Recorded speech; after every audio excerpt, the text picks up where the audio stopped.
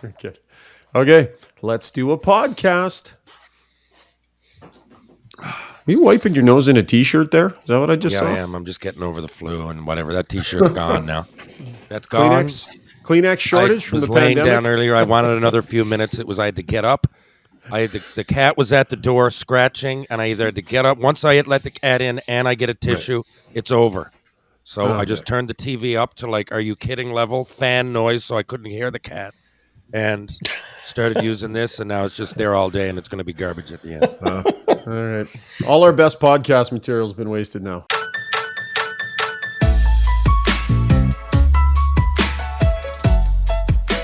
Something that happens in the NHL lots. We didn't cover it the way we wanted to cover it. It's a mistake, and hockey's a game of mistake. Yes, it is, and the Oilers suffered from some tough ones last night. 2 goals, 7 seconds, and an entire night's work is in the trash. Wow, what a finish, what a lesson. Welcome to Got Your Back, folks. Today on the podcast, Jason Strudwick, Terry Ryan, and I will break down that third period debacle in what was a pretty darn fun hockey game to watch, wasn't it? How about those Devils? Give those guys a high-end goalie, and they just might be a wagon. We'll talk about the goaltending situation. Should 7 seconds change your overall thinking on it? Dylan Holloway's minutes. What's going on there with the young guy? And the price of having young players learning on the job. Presented by Mr. Dirk, this is Got Your Back. And we'll remind you that located just off White Avenue and 102nd Street, Mr. Dirk is your one-stop shop for all your clothing needs. All of them. If you're a businessman needing to look sharp at your next meeting, or if you want to sharpen up your look around the office, they've got a wide selection of amazing suits, shirts, ties, and shoes. They can help you make the statement that you're on top of your game. If it's casual you're looking for, they got plenty of that as well. Jeans, pants, shirts, sweaters, belts, shoes. Mr. Dirk is a great place for quality clothing of all types. As we say good morning to all three of the fellas. I'm not sure, actually. I'll have to check with Sterling and see if they have sunglasses, TR, because they might have something that you like. I would really appreciate it. Like I said, I enjoy this shade, this particular shade. I don't think I was born with the correct tint to my outgoing viewing pleasure, so I enjoy having shades on. Plus, they look decent. You know what I mean? Well, we'll be the judge of that. Gentlemen, let's be the judge of that. Struddy, your judgment on whether they look decent or not? Well, I've said it before in a very complimentary way of TR. He's a very stylish guy. I wish I could pull it off. He's got the shaved sides going on. Like you look ready, like you're ready to go for a nice long hike and enjoy some maybe a picnic at the end. You got it, my friend. I'm about to hike the East Coast Trail. I'm looking forward to it. Those in St. John's or Newfoundland know what I'm talking about. I'm going St. John's to Torbay, and there just might be someone coming with me that I want to look my best. It's Friday after all, right? Oh, hey. Yeah, I don't know, Zuby. It. Zuby, he seems to me like a guy, I mean, some of us look better in sunglasses. I don't mean any offense to the rest of your face when you don't have them on, TR, but I think you look better in sunglasses. Well, I'm right at that okay? age. I'm in my mid-40s, so it's starting to sag a little bit. I could see how at this particular age, because, you know, I'm not a bad-looking cat, but everybody gets old and wrinkles happen, crow's feet or whatever. I'm not ashamed of them, of course, but now that I'm looking at myself, you're onto something. You got a bit of a point. Look at my cat. Cat thinks so, too. As the ultimate fashion arbiter, I'll give this a yellow card only, but no. Oh, really? Wow, how about sunglasses in the day? Sunglasses in the day. No, you look awesome, TR. It's you pick good sunglasses. They suit your face. Look at this guy. He's got a fake tooth in, sunglasses inside, and his kitty over his shoulder. You're like a Bond villain right now. You look like a Bond villain, TR. Let's just leave out the Bond there. How about that? Just a straight up villain. By the way, if you guys recall the Jason Strudwick tight pants incident that happened a couple of weeks ago, where Struddy accidentally grabbed, I don't know, a pair of his wife's pants when he was on his way out the door. And Zuby, you can cut the shot in here for those that are watching on YouTube. I feel really bad because we have a clothing sponsor on the show, and I missed a voicemail from Sterling over at Mr. Dirk the week that happened. So I just caught it this morning. Pretty stiff shot from our title sponsor at one of our core hosts here on the show. Take a listen. Hey, Ryan, Sterling over at Mr. Dirk here. Hey, I just saw, a news story here with Jason Strudwick and his tight pants. And I thought, News you know story. what? Until he comes in and sees me and gets a nice update, you might as well change the intro for when you guys open the podcast. I got a song for you here. Everybody's talking about my tight. All right, Sterling. All Hey, right. that's a stiff shot. That's like It is, yeah. some little clothing sponsor humor there, Struddy. Yeah, I'll tell the jokes. All right, just make me look good. And I do have to go. You know what I did? I tweeted at them, I Instagrammed at them, and they didn't respond. So I didn't think when he didn't respond, I assumed it wasn't bad. I thought maybe he liked it. Well, Christina Aguilera killed that segment too, by the way. Okay, listen, Oiler fans are, I don't know what they are, apoplectic this morning, so we should get to the hockey game from last night. Let's get to the breakdown brought to you by DLR Vinyl Products. Locations in Calgary and Edmonton, DLR Vinyl provides fantastic maintenance-free vinyl fencing and decking materials. And the key word there, guys, is maintenance-free, because a lot of folks are probably thinking about their wood, fence, or deck after that snow we got this week and wondering, what is that going to look like after the snow melts in another 6 months? Probably not great, but not with DLR Vinyl Products. There's going to be no sanding for me, no staining for me when the snow melts. It's maintenance-free, beautiful product that lasts through the toughness that the Alberta winters can throw at you. It's my family's company, run by my brothers, Rick and Rob. Visit dlrvinylproducts.ca. There's no other place to start than that last 7 seconds, guys. And so what I want to do is I want to break down both of these goals. Let's start with the winning goal, because that was the one that was just a kick in the pills for everybody. And Struddy, we'll start with you. Multiple guys said it after the game. And you know what? Let's go to Tyson Barrie real quick. This is something that players know about as we go to the Weiss Johnson soundbox. That's a play we know. You try to do it to teams occasionally, and you have it done on you a few times. You just got to be aware of it. So they know about this play, Struddy. To me, this is the equivalent of somebody walking up to you going, "Hey, what's on your chin?" And you look down and they go, "Boop," and flick you in the nose. Yeah. This is a play everybody knows about. Okay, before you get right into the nitty gritty, at least buy me a drink, or at least let me have an appetizer. Let's talk big picture for a second. So, okay, I'm always the bad. It's your show, like you're hosting. So by all means, you take this where you want to, Struds. And I want to get to that goal, but let's talk big picture. People always get. I got an order. Things are supposed to go. I know, here. but we have to set the table here. You're not even buying me a drink, so this is where it's at. It's been fun lately. The Oilers are scoring a ton of goals. They've been giving up a ton of goals. And old Uncle Struddy is the guy that says, this isn't going to work. This isn't going to work. When you play teams that can really make it happen, it's not going to work. So, no, it's fine, guys. We're scoring a lot of goals. Look at everyone scoring. Yeah, that's exciting. But unfortunately, the reality is it's not sustainable long-term, and it's not going to work.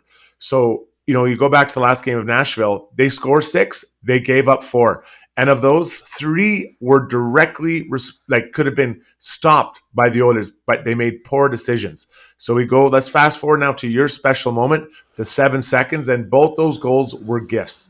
Complete gifts by the Oilers. So you want to talk about the last goal. They just get scored on. They put the third pairing out there. The top scorer of the other team is on the ice, Jesper Bratt. Might want to keep an eye on him. The puck goes back to the D-men. Niemelainen goes outside the dots, which when you've got a protecting lead the last couple of minutes, or you are against other teams' top line, you want to play between the dots.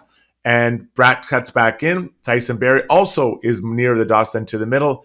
Bratt gets a breakaway. It's a very basic play, and one that you have to recognize you need to protect the middle of the ice. Gift goal, much like we saw in Nashville, much like I've been talking about for quite a while now. Okay, that was the breakdown brought to you by DLR Vinyl Products. Nothing left for the rest of us, so we'll just shut her down for the day. Good job, Struddy. TR, I mean, what do you see on that? Like Niemelainen on that left point there, it gets exposed more than anybody, TR, but what did you see as the sunlight glistens right through the middle of your face again today? Look at that. Yeah, I mean, it's a play that you don't expect to happen in beer league. I don't know. You're playing senior hockey. It's late in the game. It's the timing of it as well. I'm talking about Niemelainen there on the final goal. Yeah, it was just, you gotta tighten up. It's unfortunate because, man, I'm watching the Oilers and they're flying. Season ticket holders in Edmonton get their money's worth, man. Like, they're out there putting on a clinic, but they do, like Strud said, that style isn't sustainable. It's great to watch. It's fantastic. Love that game. Would have loved to be at it. But you could see that, and the Devils, give them their credit. They're pesky. They're young. They're a lot better than people think. And give them a chance, and they're going to make you pay now. And they knew exactly what they were doing, and the Oilers didn't on that goal. Yeah, Struddy, you alluded to it a little bit in your answer. I'll point straight to it. Other teams' best, most dangerous threat is on the ice. Your team has just given up a tough goal. Third D pairing was on the ice. I'll have to take a look back at the minutes and see, if both pairs had been on the ice recently and might have been tired. But I'm not. And listen, I think Dave Manson does a good job with the D. I think it was a mistake having those guys out there in that moment after that goal, especially if the other pair was even close to being fresh. That's an easy hindsight one because Niemelainen had a decent night. But when that happens and your third D pair and your rookie D man is on the ice, it's not a great look, Struddy. No, it's not. I think that there needs to be a warning as you go out. Say, hey, guys, watch out right off the play here. Look who you're up against. Protect the middle of the ice. Protect the middle of the ice. Protect the middle of the ice. Like, it just needs to be something you hear it over and over and over and over and over again. I don't even want to jump ahead, but it's the same refrain for the tying goal. Protect the middle of the ice. Protect the middle of the ice, right? And it's, I can be a little, and I'm being a little bit cocky here, but when I watch the Oilers play, it is fun and they have outscored their problems. But the problem is another team that can score, you can't defend hard enough. And these are tough lessons to be learned. And, they can make it first, second, third round. But to truly watch championship teams, they are so hard to get to middle of the ice on. And in 7 seconds, they got there twice. Yeah. The tying goal, you dig into that one. And I see Ryan McLeod make two mistakes in about 9 seconds at a critical point in the game. Turnover at the offensive blue line, just a strange play on the wall in the far end. It ends up going back up ice. And if you key on Ryan McLeod on his back check, he came back hard and got himself in position, had the opportunity to attack the puck carrier, turned his skates the wrong way, got turnstiled right in the slot, to your point about protecting the middle of the ice. 71 with two tough mistakes on the game-tying goal in a critical moment. TR, late in games like this, I mean, the Oilers, they've got some young players. They have to have some of these young players on the ice. But they got some tough mistakes from young players in this game, and in particular on that tying goal. Definitely. It's the turnovers at the blue lines for me. And they do it a lot. It's not just the young players, but the young players, yeah. You just can't do that. And their mistakes, I know what you say, they're young, they're rookies, they're finding their way in the league, first, second, third year guys, but still, you should know better. Those are Adam mistakes, right? Everything we've explained so far. And I don't want to sit here and throw stones at the Oilers all day because they're a phenomenal team. They remind me of the 80s Oilers. I hate to say it. If there's one other team, because they're high flying, man, they're high scoring, and they just might be able to do it. But when you watch the Oilers, they're so high flying because they give the puck away a lot. It's not just the young guys. I think a lot of the older players do it as well.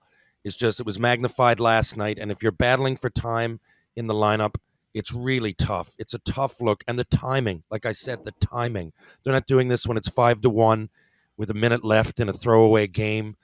You should know better. You should know better. You'd get benched in junior for that. So, like I said, these are mistakes. They're completely avoidable. If there's any positive to take from it, is that, they're completely avoidable. Yeah, gifting. They're gifted goals. Both goals are gifted goals. And McLeod has the puck. There's two guys on him. He's the top guy in the zone. Just chip it in the corner, right? Just get it deep. We're going to live to fight another day. But then I think the thing that, one thing we didn't talk about was that Puljujarvi, that's Ryan Graves is his guy, and Puljujarvi is outside of him. And literally he forces Graves to go down the middle. He doesn't get beat.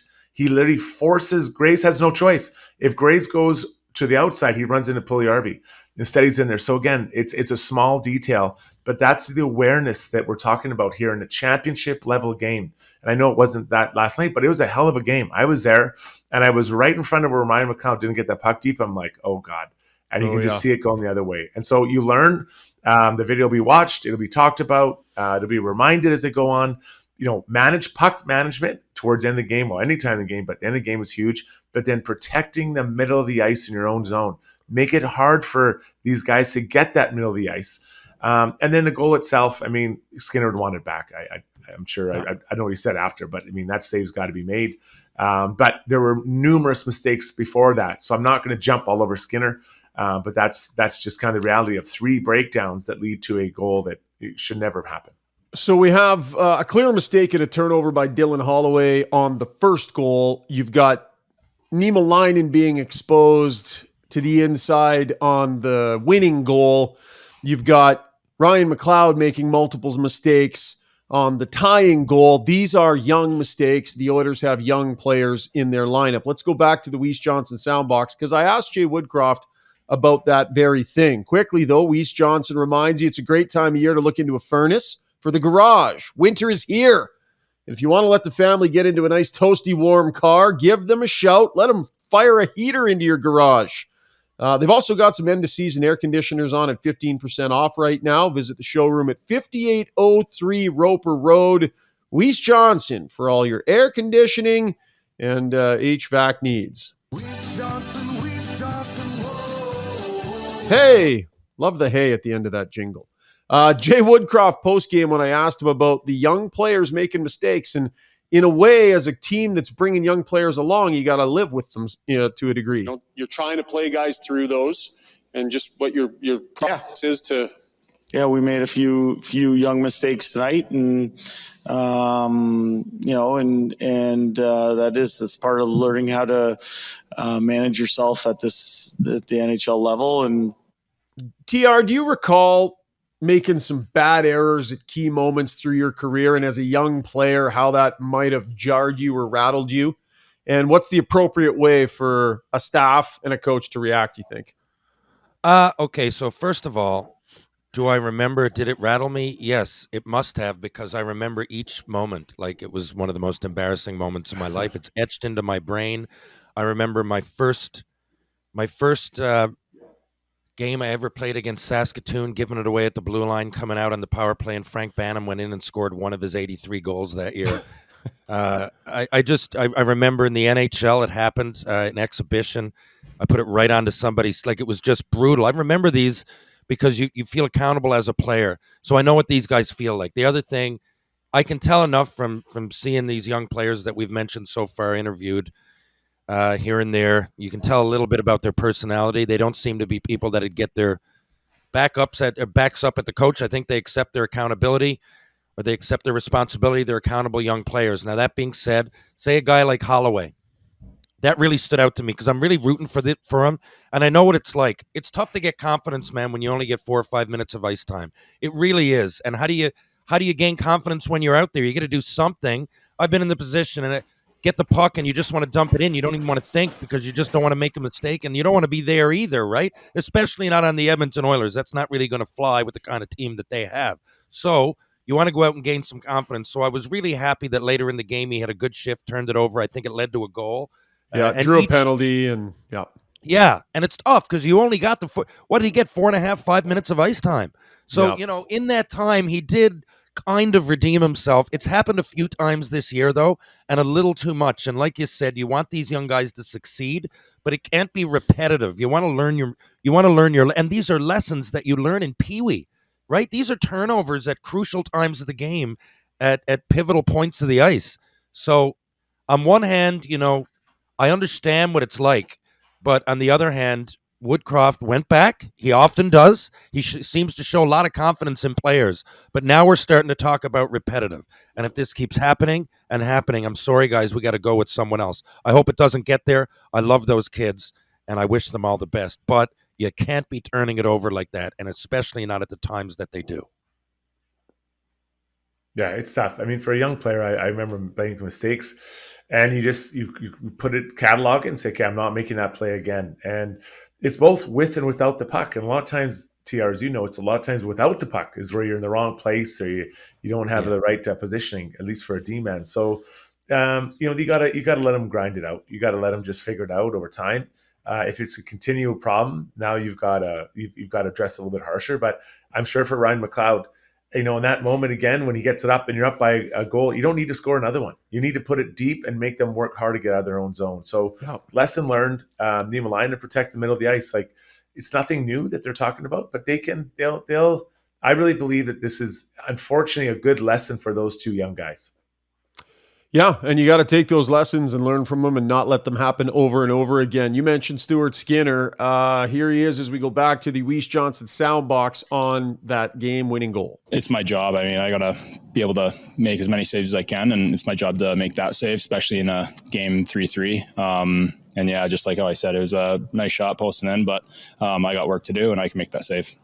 He can't put it any better than that. Taking complete accountability, there's work to do. He's always going to handle those situations well. He's well-spoken. Overall on his night, Struds, outside that 7 seconds, what did you think about his overall night, and where do you see this competition being at between he and Campbell? You know what? They gave up a lot of shots, right? The Oilers did, and I thought he had some pretty big saves he had to make. Specifically, one was backdoor.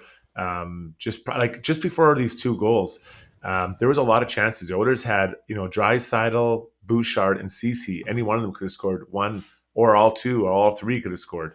Then you talk about the backdoor one. I can't remember, but he made a huge save backdoor. So I didn't really think that he was. I thought he was fine.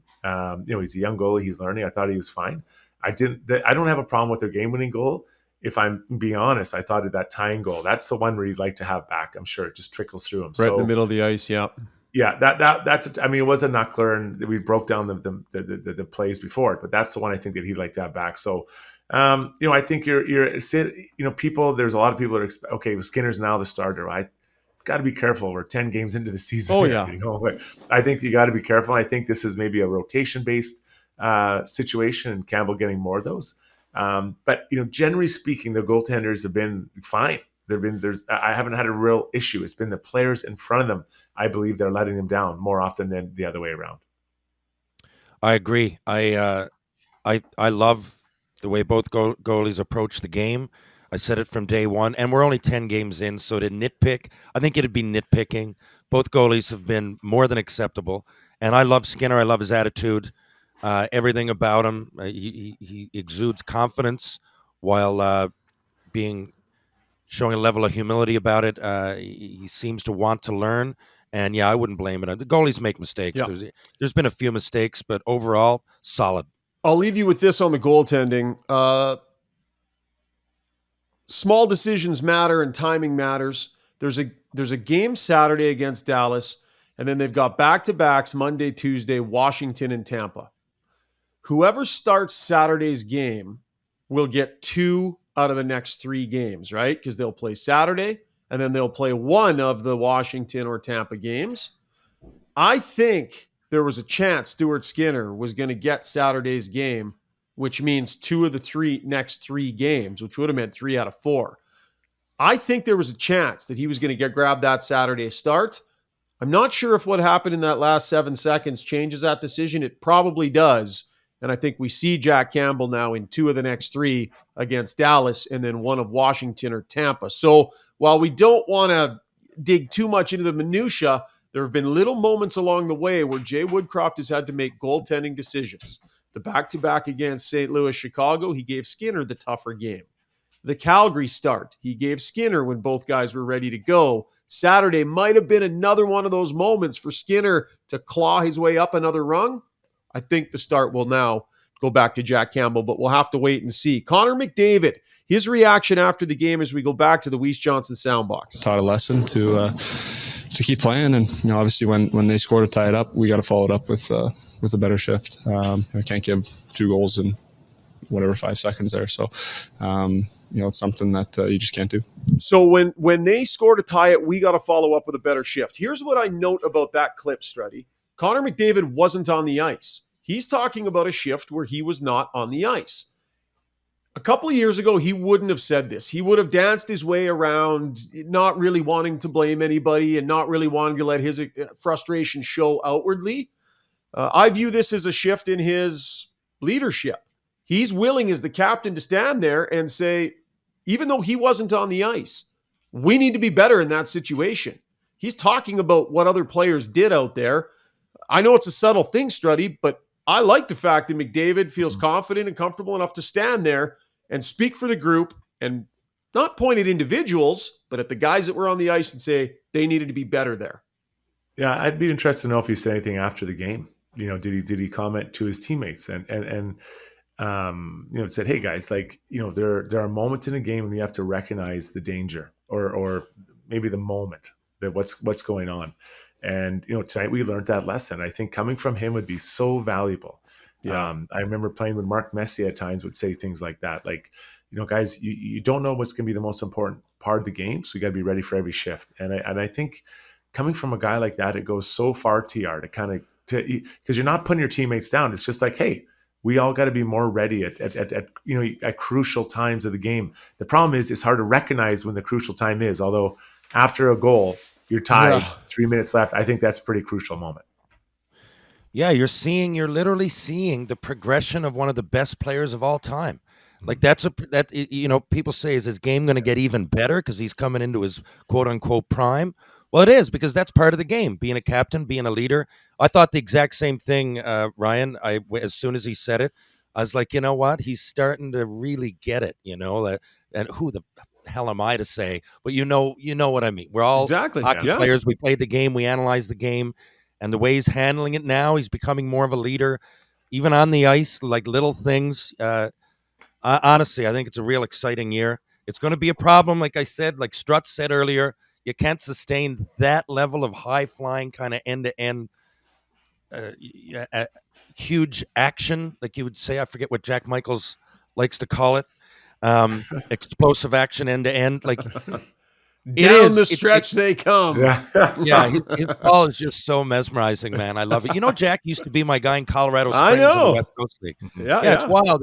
It was one of like 1,000 pro teams on earth, it seemed. Like middle of nowhere, Colorado Springs. I liked it, but it was the West Coast League. He speaks highly of you, TR. I've talked to him about you. Jack's a good buddy. Well, honestly, he was just as good then. I think he's amazing at what he does. Yep. To get noticed from there, you got to have some kind of, not everybody comes from the West Coast League. Absolutely. Anyway, I love his call, and it's perfect that he gets to call the most exciting games in the NHL. But honestly, to get back to it, guys, I'm overwhelmed sometimes sitting down watching how good McDavid and Draisaitl are together. Not only, but McDavid specifically, to see his progression now as a leader, and what do you want, right? I mean, they nearly got. If you judge success in terms of how far you go in the playoffs, which I think we all do, they're going to be fine, but they're getting better and better, and they nearly got there last year.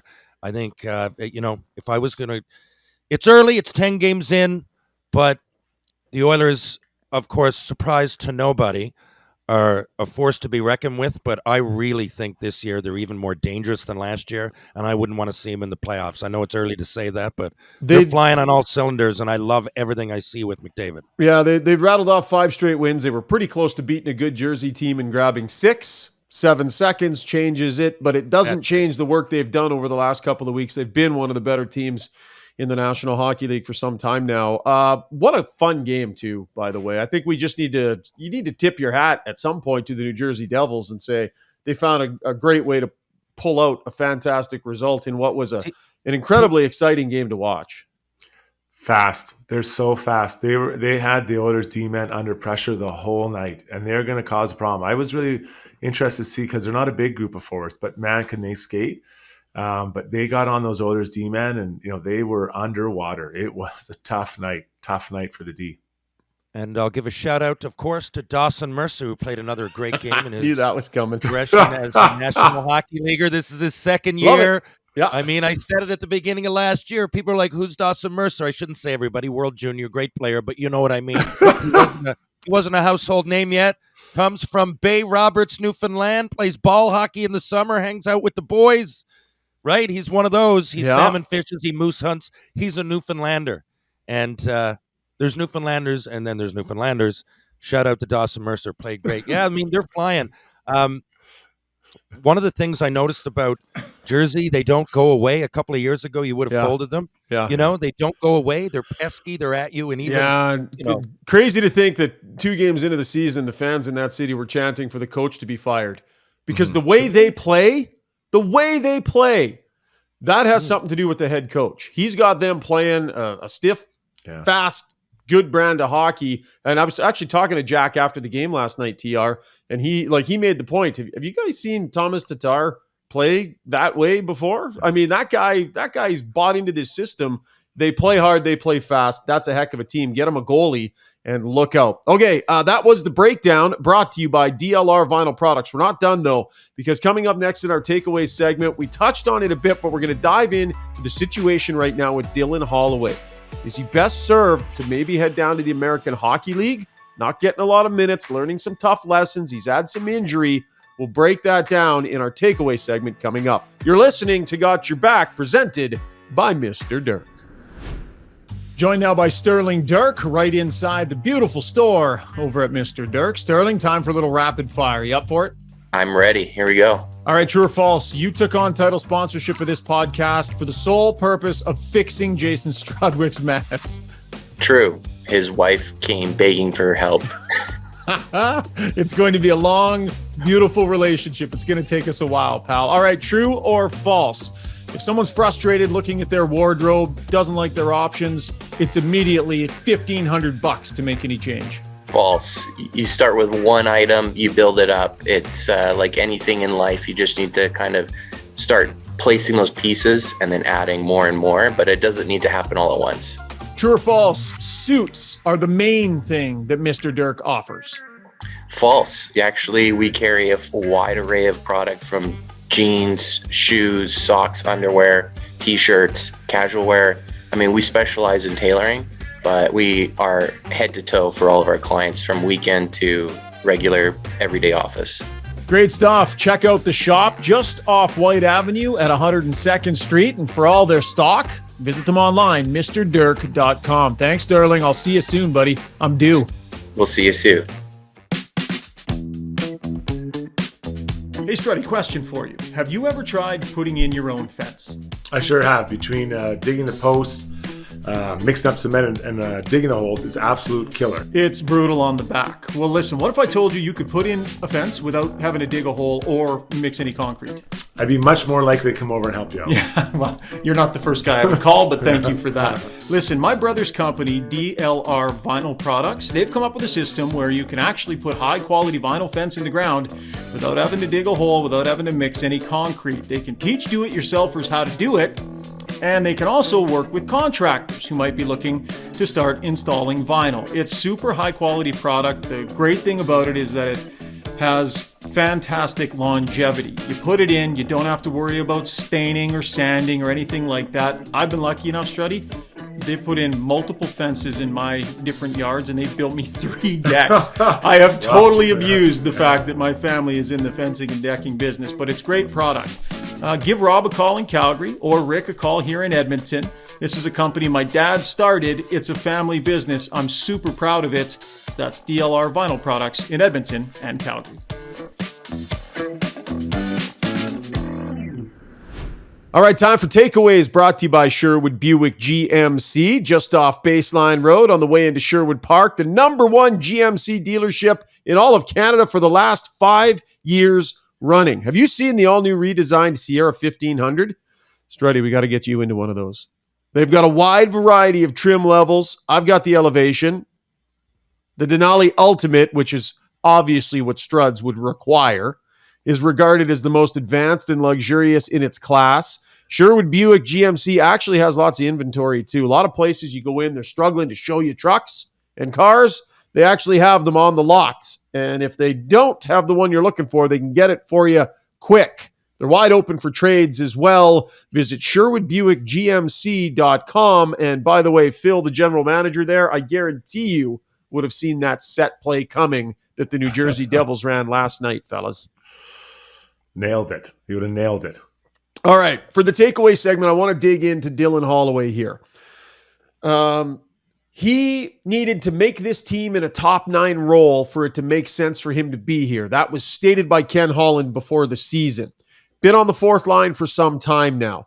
7:03 of ice time per game, but his recent game logs, 4:35 in that loss to Jersey, played 10:53 and decent against Nashville, was a decent game. 529, 807, 347. I think that was the one where he got hurt. 825, 806, 646 in the month of October. Struds, your analysis of the risk reward of having Dylan Holloway remain in the NHL in a fourth line role, and are we getting close to that time where that might have to change? I think we passed it, actually. I think we missed that turnoff. This is why. When Dylan Holloway was drafted, I loved the idea of what he could become, and I think he is going to become a big, fast forward that can score, physical, everything you need, and that seems to be the template of what the Oilers are after. But even playing 10 minutes a night, he doesn't get on the power play. He doesn't get on the penalty kill. He's not working on those skills. The guys he's playing with right now are they're all kind of in the bottom third. Derek Ryan and Devin Shore.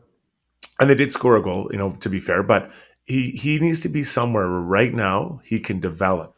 And developing by playing 6 to 10 minutes a night is not going to happen. It's not going to happen in that place. So this isn't that I don't think he's a good player and he isn't going to be a good player. It's that I want him to fulfill the potential that he can be, and he needs to go down and play a ton in the minors.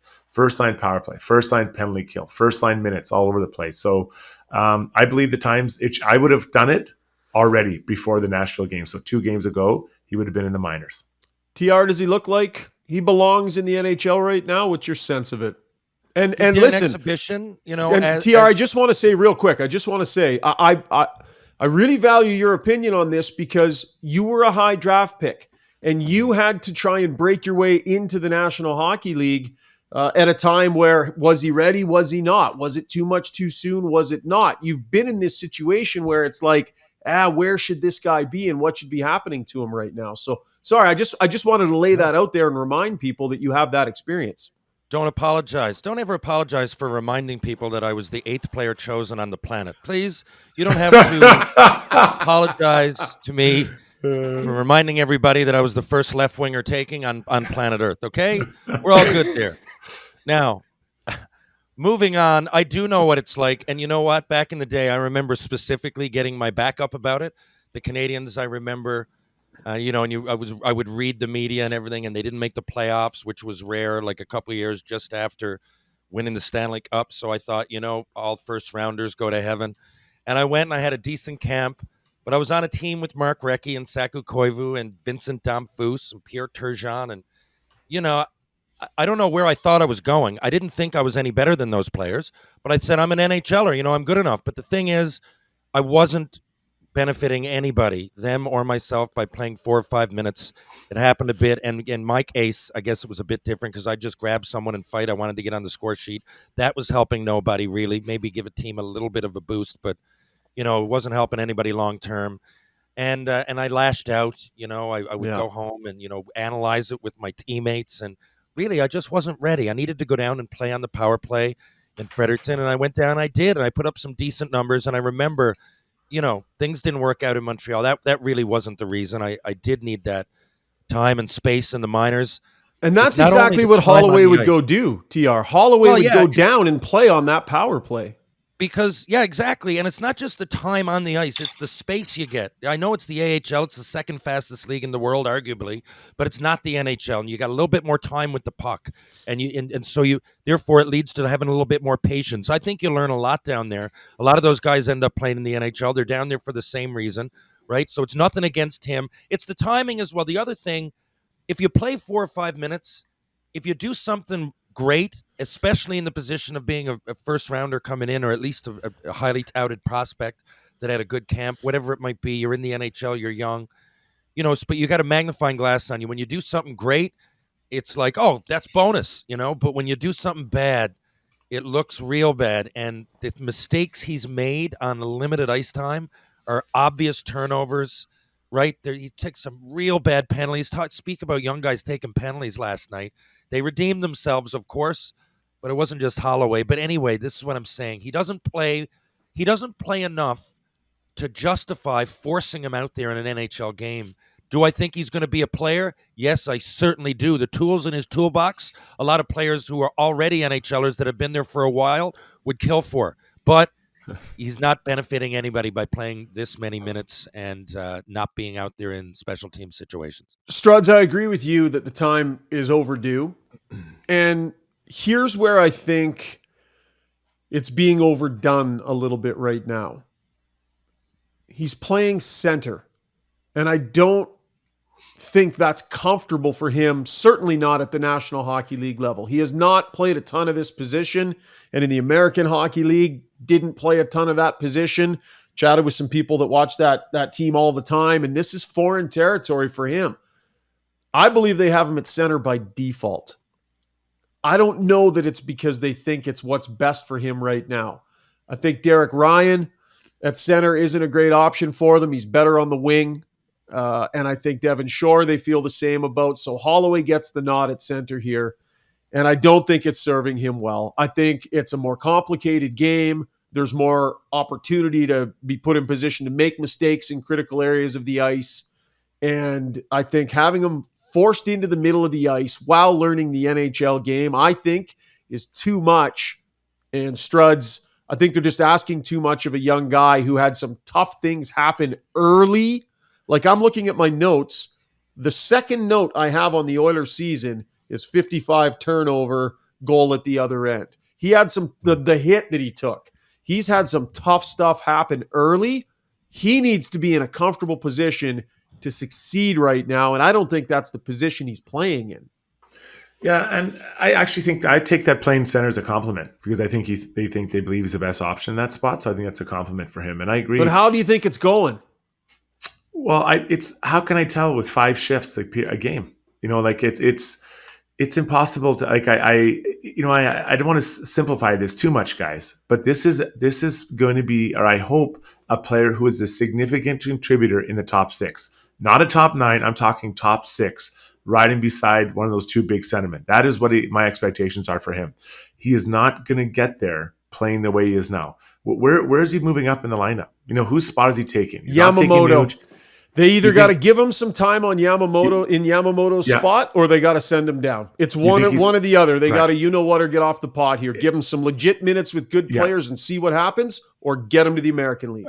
See, and this is where I'll disagree. Yamamoto's been through it. He's proven what he's done now. Yamamoto had some chance to score last night. He is not scoring. Struddy, his game is nowhere near where it was. I know, but we have seen his game, and he's a veteran, quote unquote veteran. You're not going to ditch a guy after 10 games on the 4th line and relegate him from playing beside Draisaitl to now 5 minutes on the 4th line. It's not happening. Maybe you can play the 4th line more if you have Yamamoto on it. He's not burying. He's making mistakes on the wall in his own end. He's injured. Something is not right with him. He's being given these top 6 minutes game after game after game, and there's not a lot getting done in that spot. So my point is, either get Holloway in there and give him a chance. That would be the spot, or get him out of here. Yeah, Holloway hasn't shown he's ready for that.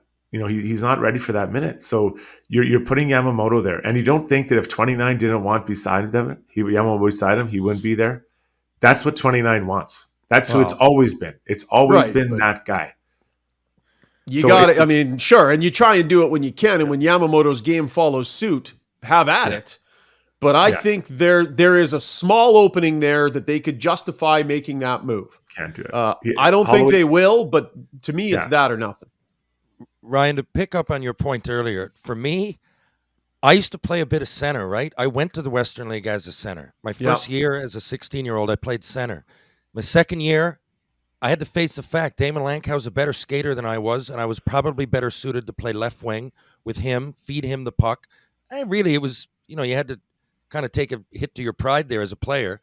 But I remember doing it and then getting really into the role of left wing, getting drafted as a left winger, going to my first couple camps as a left winger. And then I remember they tried me at center, and I didn't want, it's the NHL here. I'm trying to get a regular spot in the lineup. I need to play my position. I can't. I don't want to be center. Of course, I didn't say that because I felt too. I'm like, well, they got the confidence to throw me there. But all of a sudden, I was rethinking routes and everything. And meanwhile, I've got to worry about my own position and making the NHL in my own position. For me, I'm just speaking from experience. That was the beginning of the end. I felt extremely uncomfortable. It wasn't like going from left D to right D. I know some people do it as well. Burns, like Matthew Dandino. Remember that guy when we were coming into the league? John Clem. Yeah, right. People do it, and that's completely forward to defense. But for me, making that switch to center before you're an established winger, is, I don't know, it's tough to do, especially on those minutes. Like you said, I mean, how do we really know? And he's going out there trying to pick up off the next shift, and you're in a new position. Yeah. I don't know. I Struds. find that Sorry. I'd find that close to impossible as a player, at least to maximize my potential. I might go out there. I might pull the wool over your eyes and my eyes for a game or two. I might be acceptable even. But at some point, I think it's going to bite you, and that's what you're seeing. Maybe you're seeing a guy that doesn't have any confidence. I know that those mistakes that are easy often happen when a guy doesn't have any confidence. Struds, I'll give you one other option here because it just popped into my head. Mm-hmm. You could drop him into Warren Fogel's spot on the third line. He's cooled a little bit. You could justify making that swap. Give him some third line minutes with McLeod and Puljujarvi. See if you can get him out there a little bit more and see what he does. So you have that option, or down to the American League, and James Hamblin is in the lineup on Saturday. He's been playing well down there. Reports are good. We saw what he was capable of earlier on in the year. You make that swap. So of those two options, Hamblin. And it's not so much. Well, I like Hamlin. I really like him. Actually, I worked with him a little bit. Probably a reason he's excelling. But when you go and you look at the situation with Holloway, you can put him on the third line. He's not getting power play. He's not getting penalty kill. You're trying to develop the player to be the best version of himself as soon as possible. And playing on the third line, yeah, he might get. What is Fogel playing? Is he north of 10 minutes? He must be just barely. He was 11 last night. Yeah, Fogel's so 11 minutes. I don't think Fogel's killing penalties, or he hasn't. Not much. I think last time I checked, he had a few minutes, and then he got no power play time. So is that what this young player is about? If he was 23, it'd be a different conversation. But at this age, man, he's got to play, and he's got to play a ton. I honestly, I would have sent him down Monday. Monday would have been the day that I would have sent him down. Here we are today, Friday. It hasn't happened. And this isn't because I don't like the players, because I like him so much. I have such high expectations for him. I want him to meet those minutes. Same thing as Broberg. Broberg's down there wheeling and dealing, playing a ton.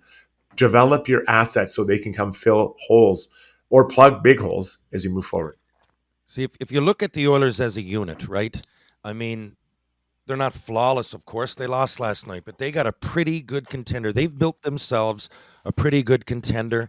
And you know what a lot of winning teams do? In these positions that we're talking about, at the deadline, they trade for a vet. Because a vet wouldn't... Someone there that's just a little bit more confidence. Holloway, a guy like that, improves in the minors. I mean, this is easy stuff. But I don't know. What's Stahl? Is it Mark Stahl? Or the he's forward the D-man. Stahl? Jordan? Eric? Yeah. Eric Stahl the last few years. Marlowe towards the end of his career. I think he milked it a little bit. Sorry, Marlowe fans. But towards the end of his career. Joe Thornton towards the end of it. These players are veterans that, there's someone out there that might be not quite lost it yet, but got a few years left in that particular role. And that, I think, the teams that win seem to tinker, and they clean up that aspect just a little bit. Now, if of course, in a perfect world, I mean, you still have to make a trade. You'd have to do whatever. I'm not saying panic button. I just mean if you picture the Oilers with a veteran right there, it helps kind of everybody. You know what I mean? For sure. And I think that, heading to the trade deadline, I mean, they're not going to have a ton of space. And listen, it's early here, but third pair left side D is where that exact player, I think, potentially ends up being added. But interesting. We'll see where Dylan Holloway's development is at, and if they feel they need to add there. I think their hope is by the trade deadline, Dylan Holloway will have learned these lessons and acclimated himself and be a confident NHL winger by March of this year. That's why they gave him the time they did in the American League, not wanting to rush him. Can he get there or not, Struddy? Between now and the deadline where they have confidence, that's a usable player come playoff time. He won't get there playing 7 minutes a night in the NHL. It's not going to. He's got his taste. Yep. He understands what it's about. He's had a few minutes. If you want to play him, if you want to get him to 10 games or whatever, 11, 12 games, whatever, but he's got to go down and play, I'm talking 30, 40 games down there in the minors and be the man. Feel what it's like to be the man, then come up here and run into something that's bigger. So, yeah, I don't know if he can be there this year, but I'm thinking longer term. You always have with him. It's always been the long game with him, with you. Every You've been young consistent. Player, every young player. How do we make him the best version we can? The last thing we want to see is someone stall out. Yakupov stalled out. I'm sure I could go through a few guys that stalled out because it's too much too soon. They're not ready for it. They lose their confidence. Then all the media, the fans are like, oh, why is this guy playing so much? He can't play. Yeah, well, we screwed him up the whole way. Pulley is another guy. Honestly, he should not have been here at a young age. Put them where they can develop, and they come back and they're ready to contribute. That is the model. That is the way it works. And how often have guys been hurt getting sent back to the American Hockey League to work on things? How often have we said, oh, remember that stint in the AHL? Yeah. He never recovered from that. His hurt game feelings. Never recovered from that. I mean, I feel like it almost never happens. So anyways, great points, guys. Great discussion. We'll see what happens with Dylan Holloway moving forward. That was Takeaways, brought to you by our good friends, Phil and the crew over at Sherwood Buick GMC. TR, those cards up on the wall behind you, are those all you? Those are all my hockey cards, yes. My nice daughter, Penny Lane, went down and collected them and gave them to, in other words, she collected them and gave them to my parents to buy, but they put that together for me a couple Christmases ago. That's really cool. And I was right at the peak of the hockey card craze and being a prospect. I had a lot of them out there, as you see. For the game, Ron McLean says, for games played to hockey cards out there, I got to be leading the pack. Your ratio. Struddy, what's your most valuable hockey card that you have, Struddy? Do you got a Strudwick rookie somewhere? My mom has them all. Yeah. I've got a Wayne Gretzky rookie card. I got it in grade 8 for making the honor roll. And $60 I paid. My mom paid, actually. So you still have $60? Huh. I still got it, yeah. It was, I went with my buddies in the summer one year. I guess it would have had to have been 95, 96. And I opened my Big Mac combo and I was in there. I had no idea. I was one of the McDonald's cards. I had the advantage too for a couple of years until Darren Langdon snuck in on tough guy status. I was the only Newfoundlander. So they'd have these sets all across Canada. It was like all the way like Joe Sakic in BC, Eric Lindros in Ontario. And then I'm in that set too. It's called O Canada. I snuck into some of that shit because I was the only person by That's awesome. Zuby, are you a hockey card guy? Are you a collector? Not anymore, but I certainly was, and hope maybe my kids will get into it. I don't know when it blew up. Remember, in Canada anyway, there was just O-Pee-Chee, right, for the longest time, and then at the exact same time, Pro Set, Tops, Upper Deck, and a bunch, and then it went crazy. But yeah, that was kind of the end for me. It was too much. It was too much to keep up with. I was just an O-Pee-Chee guy. I was never organized enough to have nice hockey cards. My hockey cards, they like bent corners, busted up. Right. I was not one of those OCD people that could have ever kept nice hockey cards. So I never. The whole point of them was to play knockdowns, man. It was just, how do you get more by winning them off your friends by beating them off the wall? I think I had a Terry Ryan rookie card in my spokes in my BMX bike to make it sound like a motorcycle. I had one in my pocket for about a decade. That was my thing. Oh, what are you doing here? What brings you here? Oh, I'm going to school at McGill. What brings you here? You don't have a French accent? No, I'm from Newfoundland. I'm just here to play hockey. What do you mean hockey? You wouldn't be interested. What do you mean you're here for hockey? Well, for the Montreal Canadiens. Really? Yeah, I actually got a card here. My uncle's on his way over with my nephew, and I got a card here. I was going to sign for him, but you can have it if you want. Did that actually work? Did you actually land any my roommate dates? That whole time, and then wheel around in my Camaro and take the top down in December. Wow. That from a guy that would wear aviators inside for an hour-long podcast. I'm about to right now. I'm going to work out to get big for season 2. Then I'm going on an East Coast trail hike. Then we're stopping for a Bailey's and coffee. And after that, if I'm not sitting there in a good place and we're having a nice meal at the end of a beautiful Friday in St. John's, I've done something wrong. Date night for TR in St. John's. All right, guys, we are way over time. Struddy's got kids to get to school. He's got things to do. Sorry we went so long, but great discussion. Appreciate it, guys. Great job today. Big thanks to our sponsors, Mr. Dirk, DLR Vinyl Products, Sherwood Buick GMC, and Weiss Johnson. Thanks for your downloads and your subs, folks. Lots more to come from us podcast-wise. So download and subscribe so it's sitting on your phone whenever you open up your app. We'll talk to you real soon. Have yourselves a fantastic Friday.